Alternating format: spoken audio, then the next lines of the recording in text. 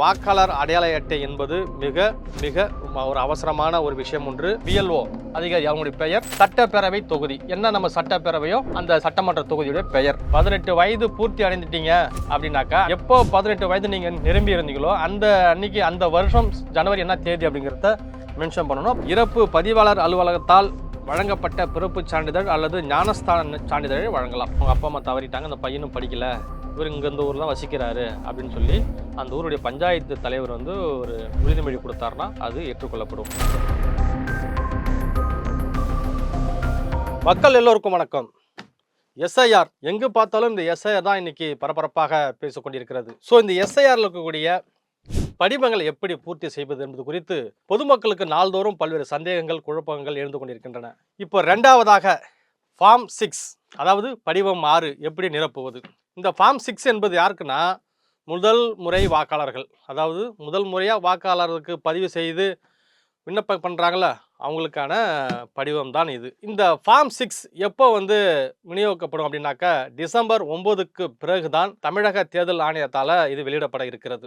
குறிப்பாக booth level agent, நம்ம PL officer இருப்பாங்கள்ல, அவங்க இப்போ என்ன நடைமுறை இருக்கோ அதே நடைமுறையை பயன்படுத்தி வீடு வீடாக கொடுப்பாங்க. ஆன்லைனில் நம்ம பதிவு செய்து விண்ணப்பிக்கலாம் அப்படிங்கிற மாதிரி சொல்லியிருக்கிறாங்க. ஸோ அதுக்கு முன்னாடியாக இன்றைக்கி சில வழிகாட்டு நெறிமுறைகளை கொடுத்துருக்குறாங்க. படிவம் 6 என்பது இப்படி தான் இருக்கும். இது இளைஞர்களுக்கான வாக்குரிமை செலுத்துவதற்கு, வாக்காளர் அட்டை பெறுவதற்கான முக்கியமான ஒரு படிவம் இது. முதலாவதாக இந்த படிவத்தை பூர்த்தி செய்வதற்கு நம்ம என்ன தகுதி பெற்றிருக்கணும், என்னென்ன ஆவணங்களை சமர்ப்பிக்கணும் அப்படின்னு குறித்து நம்ம முழுமையாக பார்க்கலாம். இல்லை என்ன கேட்கப்பட்டிருக்கு, முதல் பாக்ஸில் மொத்தம் 3 அடுக்காக கொடுக்கப்பட்டிருக்கு. முதல் அடுக்கில், அதாவது முதல் கட்டத்தில் என்ன சொல்லப்பட்டிருக்குனாக்கா, பெறுநர் வாக்காளர் பதிவு அதிகாரி, சட்டப்பேரவை தொகுதி. வாக்காளர் பதிவு அதிகாரினா அந்த பிஎல்ஓ அதிகாரி அவங்களுடைய பெயர், சட்டப்பேரவை தொகுதி என்ன நம்ம சட்டப்பேரவையோ அந்த சட்டமன்ற தொகுதியுடைய பெயர். பக்கத்தில் ஒரு பாக்ஸ் இருக்குது, இதில் நம்மளுடைய பாஸ்போர்ட் சைஸ் அளவு ஃபோட்டோ ஒட்டணும். அடுத்தபடியாக விண்ணப்பதாரரின் விவரங்கள், பெயர் ஆங்கிலத்தில் தமிழில் கேட்டிருக்கிறாங்க. இதில் நம்மளுடைய பெயரை ஆங்கிலத்திலும் தமிழிலும் எழுதிக்கணும். குடும்ப பெயர் ஏதோனும் இருப்பின் அதையும் பதிவிடணும். கட்டாயம் கிடையாது, குறிப்பிடலாம் அப்படின்னு சொல்லப்பட்டிருக்கு. அடுத்தபடி ஜனவரி 1ஆம் தேதி என்று வயது. இப்போ நீங்கள் 18 வயது பூர்த்தி அடைந்துட்டீங்க அப்படின்னாக்கா, எப்போ 18 வயது நீங்கள் நிரம்பி இருந்தீங்களோ அந்த அன்னைக்கு அந்த வருஷம் ஜனவரி என்ன தேதி அப்படிங்கிறத மென்ஷன் பண்ணணும். அப்புறம் ஆண்டு, மாதம், ஆண் பெண் பாலினம் இப்படியா நம்ம பதிவிடணும். அதுக்கு அடுத்ததாக பிறந்த இடம், கிராமம் நகரம். கிராமம்னா கிராமம், நகரம்னா நகரம். மாவட்டம் கடலூரா, அரியலூரா, பெரம்பலூரா அந்த மாவட்டம். மாநிலம் தமிழ்நாடு. அடுத்ததாக என்ன கேட்கப்பட்டிருக்குன்னா, தகப்பனாரின் தாயார் அல்லது கணவர் பெயர் ஆங்கிலத்தில் கேட்டிருக்கிறாங்க, நம்மளுடைய பாட்டி அல்லது தாத்தா பேர். அதே போல் கீழே தகப்பனாரின் தாயார் கணவரின் பெயர் தமிழில் கேட்டிருக்கிறாங்க. அதே தான் முன்னாடி ஆங்கிலத்தில், அதுக்கு அடுத்தபடி நம்மளுடைய பாட்டி இல்லை தாத்தா பேர் தமிழில் எழுதிக்கிறோம். இது முதல் எண் வரிசையின் முன்னில் கேட்கப்பட்டிருக்குது. இரண்டாவது பாக்ஸில் என்ன சொல்லப்படுதுன்னா, சாதாரணமாக குடியிருந்து வரும் இடத்தின் விவரங்கள், முழுமையான முகவரி.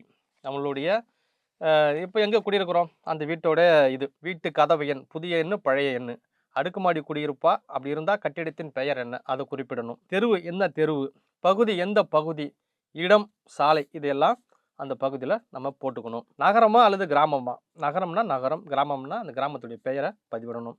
அஞ்சல் அலுவலகம் எங்கே இருக்கிறது. இப்போ கிராமம்னாக்கா ஒவ்வொரு ஊராட்சின்னு இருக்கும், எந்த ஊராட்சியில் இருக்கிறோம். சில ஊர் பார்த்தீங்கன்னாக்கா ஒரே ஊராட்சியாக இருக்கும், இல்லைன்னா பக்கத்துடைய ஊராட்சி இருக்கும், இப்படி வேறுபட்டு இருக்கும். ஒரே ஊராட்சினா அதில் போடலாம், இல்லை பக்கத்து ஊரில் இருக்குனாக்கா நம்ம பிறந்த ஊராக இருக்கும், நம்ம ஊருடைய ஊராட்சி பக்கத்தில் உள்ள ஊராக இருக்கும். அது கவனமாக இருந்து நம்மளுடைய ஊராட்சி என்னங்கிறத பார்த்து அதை இதில் குறிப்பிடணும். அடுத்தபடியாக வட்டம், மண்டலம், எந்த வட்டம், அதாவது தாலுகா, எந்த தாலுகா, காட்டுமன்னார் கோவிலா, சிதம்பரமா, ஜெயங்கொண்டமா, அரியலூர் அப்படிங்கிறத வட்டத்தில் பண்ணிடணும். அஞ்சல் குறியீட்டுன்னு அவங்களுடைய குறியீட்டு என்ன குறிப்பிட்டணும். அடுத்தபடியாக மாவட்டம், இந்த மாவட்டம் அப்படிங்கிறத பதிவு பண்ணிடணும்.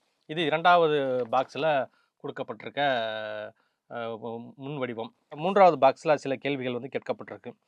இந்த தொகுதியின் தற்போதைய வாக்காளர் பட்டியலில் முன்னரே இடம்பெற்றுள்ள விண்ணப்பதாரின் குடும்பத்தினரின் விவரங்கள். இப்போ நம்ம எந்த தொகுதியில் இருக்கிறோமோ அங்கே இருந்து அப்ளை பண்ணுறோம், அந்த தொகுதியில் உங்களுடைய சொந்தக்காரங்கள் யாராவது இருக்கிறாங்களா, உறவினர்கள் அப்படின்னு கேட்கப்பட்டிருக்கு.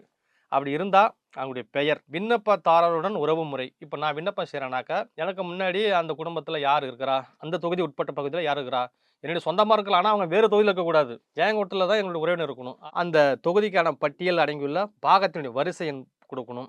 நம்மளுடைய உறவினர் இருக்கிறாங்களா அவங்களுடைய வாக்காளர் அட்டையை இதெல்லாம் கொடுக்கணும்னு சொல்லப்பட்டிருக்கு. ஸோ இதுதான் இதனுடைய முழு சாரம்.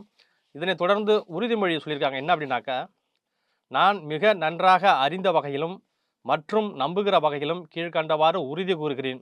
நான் ஒரு இந்திய குடிமகன். மேலே குறிப்பிட்டுள்ள பாகம் 1, 2 இத்தனாம் தேதி இத்தனை வருடமாக நான் இந்த பகுதியில் சாதாரணமாக குடியிருந்து வருகிறேன்.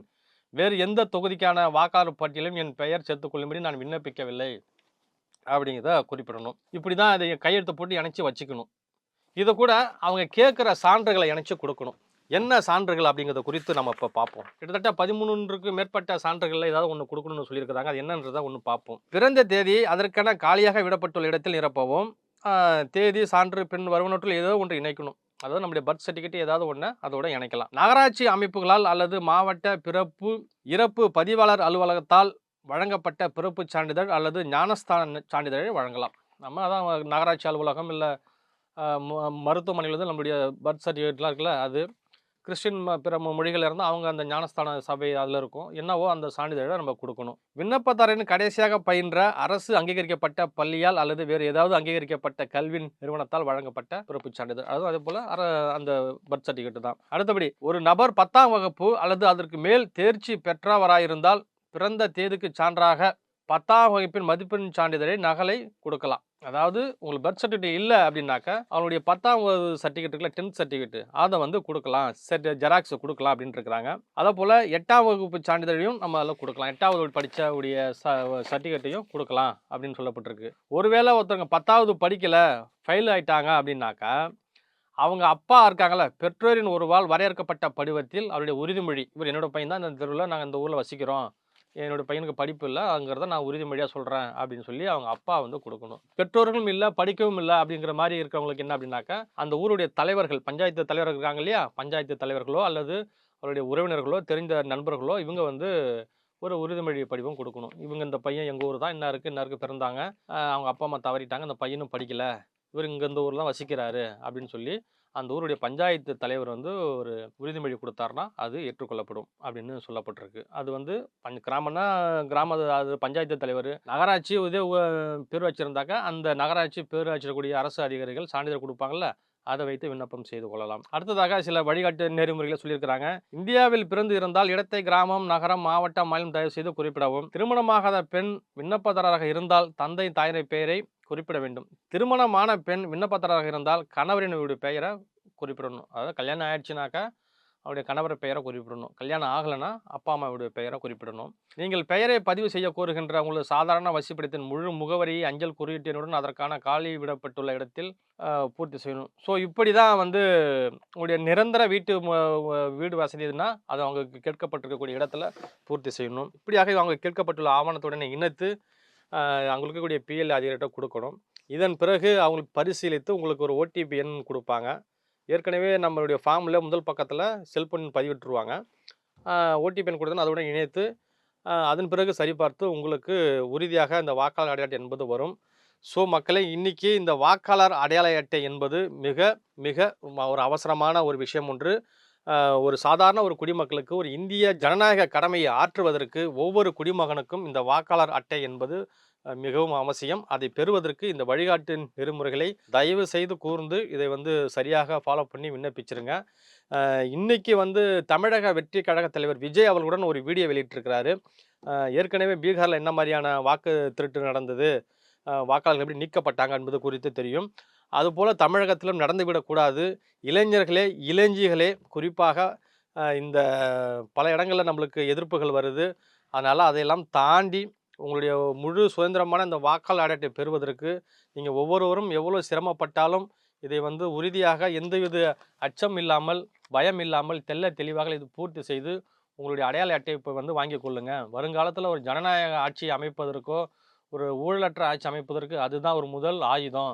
ஸோ அனைத்து விர்ச்சுவல் வாரியர்ஸும் இதை எந்தவித தொய்வும் இல்லாமல் இதை வந்து மேற்கொள்ளணும் அப்படின்னு சொல்லி இன்றைக்கி பேசியிருக்காரு.